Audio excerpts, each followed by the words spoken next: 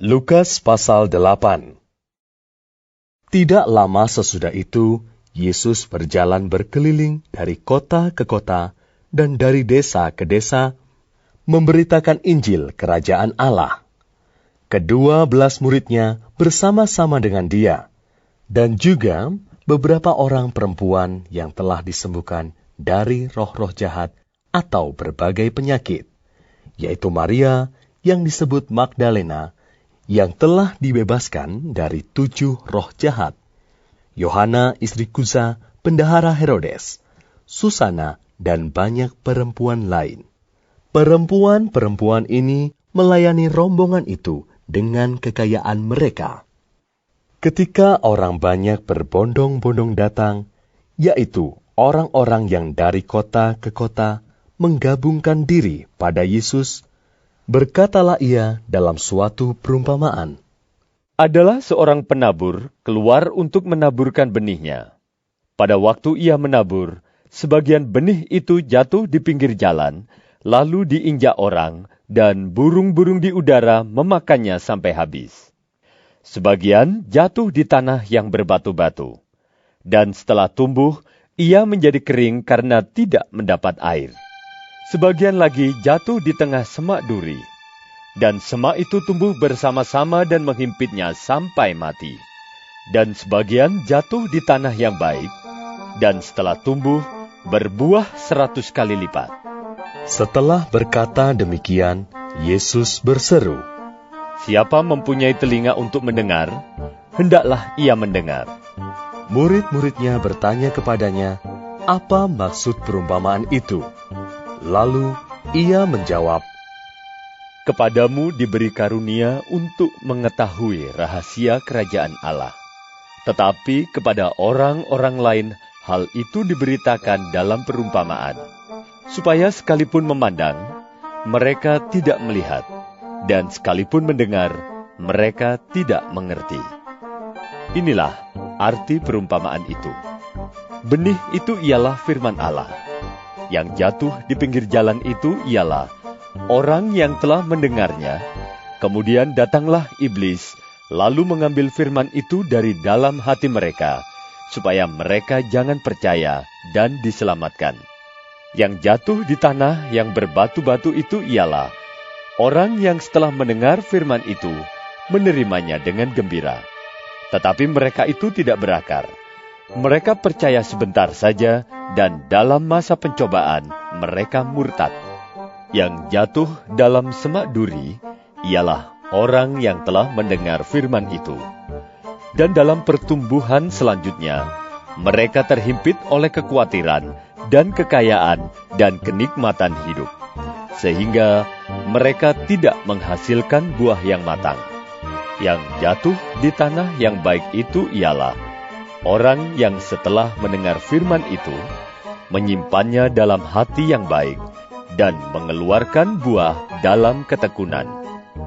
Tidak ada orang yang menyalakan pelita, lalu menutupinya dengan tempayan, atau menempatkannya di bawah tempat tidur. Tetapi ia menempatkannya di atas kaki dian, supaya semua orang yang masuk ke dalam rumah dapat melihat cahayanya. Sebab tidak ada sesuatu yang tersembunyi yang tidak akan dinyatakan, dan tidak ada sesuatu yang rahasia yang tidak akan diketahui dan diumumkan. Karena itu perhatikanlah cara kamu mendengar. Karena siapa yang mempunyai, kepadanya akan diberi. Tetapi siapa yang tidak mempunyai, daripadanya akan diambil juga apa yang ia anggap ada padanya. Ibu dan saudara-saudara Yesus datang kepadanya, tetapi mereka tidak dapat mencapai dia karena orang banyak.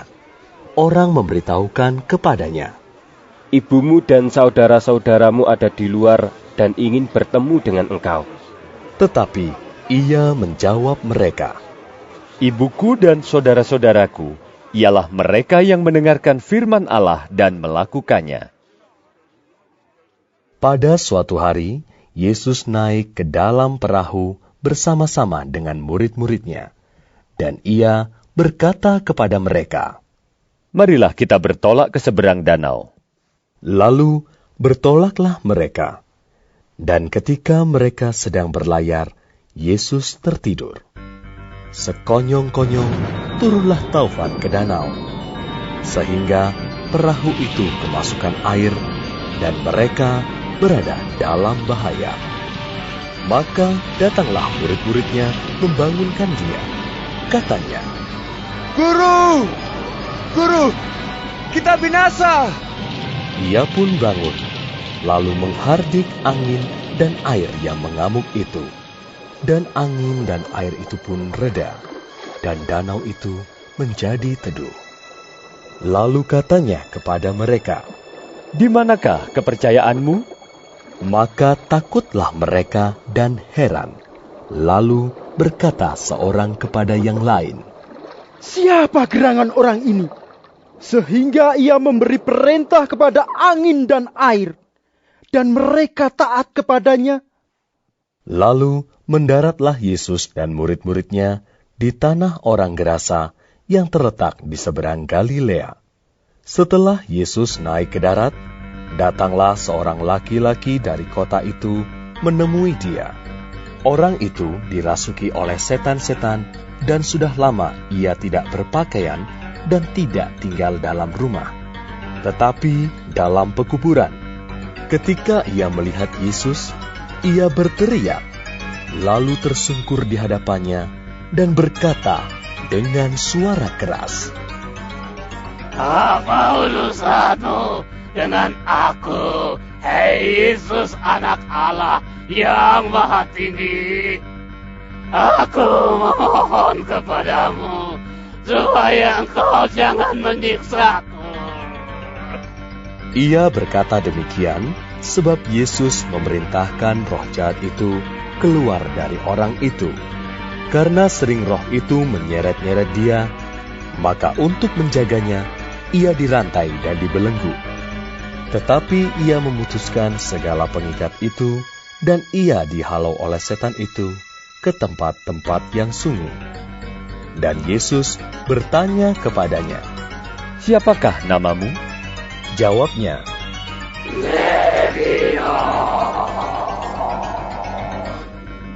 karena ia kerasukan banyak setan. Lalu setan-setan itu memohon kepada Yesus supaya ia jangan memerintahkan mereka masuk ke dalam jurang maut. Adalah di sana sejumlah besar babi sedang mencari makan di lereng gunung.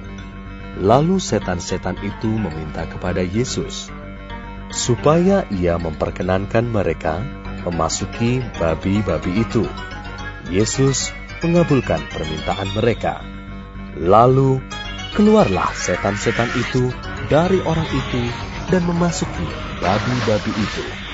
Kawanan babi itu terjun dari tepi jurang ke dalam danau, lalu mati lemas. Setelah penjaga-penjaga babi itu melihat apa yang telah terjadi, mereka lari lalu menceritakan hal itu di kota dan di kampung-kampung sekitarnya. Dan keluarlah orang-orang untuk melihat apa yang telah terjadi. Mereka datang kepada Yesus dan mereka menjumpai orang yang telah ditinggalkan setan-setan itu duduk di kaki Yesus. Ia telah berpakaian dan sudah waras. Maka takutlah mereka. Orang-orang yang telah melihat sendiri hal itu memberitahukan kepada mereka bagaimana orang yang dirasuk setan itu telah diselamatkan. Lalu seluruh penduduk daerah Gerasa meminta kepada Yesus supaya ia meninggalkan mereka, sebab mereka sangat ketakutan. Maka naiklah ia ke dalam perahu, lalu berlayar kembali. Dan orang yang telah ditinggalkan setan-setan itu meminta supaya ia diperkenankan menyertainya. Tetapi Yesus menyuruh dia pergi. Katanya, Pulanglah ke rumahmu, dan ceritakanlah segala sesuatu yang telah diperbuat Allah atasmu. Orang itu pun pergi mengelilingi seluruh kota dan memberitahukan segala apa yang telah diperbuat Yesus atas dirinya. Ketika Yesus kembali, orang banyak menyambut dia, sebab mereka semua menanti-nantikan dia. Maka datanglah seorang yang bernama Yairus. Ia adalah kepala rumah ibadat. Sambil tersungkur di depan kaki Yesus, ia memohon kepadanya, supaya Yesus datang ke rumahnya. Karena anaknya perempuan yang satu-satunya, yang berumur kira-kira 12 tahun, hampir mati. Dalam perjalanan ke situ, Yesus didesak-desak orang banyak. Adalah seorang perempuan yang sudah 12 tahun menderita pendarahan dan yang tidak berhasil disembuhkan oleh siapapun. Ia maju mendekati Yesus dari belakang dan menjamah jumbai jubahnya. Dan seketika itu juga berhentilah pendarahannya. Lalu kata Yesus, "Siapa yang menjamah aku?" Dan karena tidak ada yang mengakuinya, berkatalah Petrus, Guru, orang banyak mengerumuni dan mendesak engkau. Tetapi Yesus berkata, "Ada seorang yang menjamah aku, sebab aku merasa ada kuasa keluar dari diriku." Ketika perempuan itu melihat bahwa perbuatannya itu ketahuan, ia datang dengan gemetar, tersungkur di depannya, dan menceritakan kepada orang banyak apa sebabnya ia menjamah dia, dan bahwa ia seketika itu juga menjadi sembuh. Maka katanya kepada perempuan itu, "Hai anakku, imanmu telah menyelamatkan engkau. Pergilah dengan selamat." Ketika Yesus masih berbicara, datanglah seorang dari keluarga kepala rumah ibadat itu dan berkata, Anakmu sudah mati. Jangan lagi engkau menyusah-nyusahkan guru. Tetapi Yesus mendengarnya dan berkata kepada Yairus, "Jangan takut, percaya saja, dan anakmu akan selamat." Setibanya di rumah Yairus, Yesus tidak memperbolehkan seorang pun ikut masuk dengan dia, kecuali Petrus, Yohanes dan Yakobus, dan ayah anak itu, serta ibunya. Semua orang menangis dan meratapi anak itu. Akan tetapi, Yesus berkata, "Jangan menangis, ia tidak mati, tetapi tidur." Mereka menertawakan dia, karena mereka tahu bahwa anak itu telah mati. Lalu Yesus memegang tangan anak itu dan berseru. Katanya, "Hai anak, bangunlah." Maka kembalilah roh anak itu, dan seketika itu juga ia bangkit berdiri. Lalu Yesus menyuruh mereka memberi anak itu makan, dan takjublah orang tua anak itu. Tetapi Yesus melarang mereka memberitahukan kepada siapapun juga apa yang terjadi itu.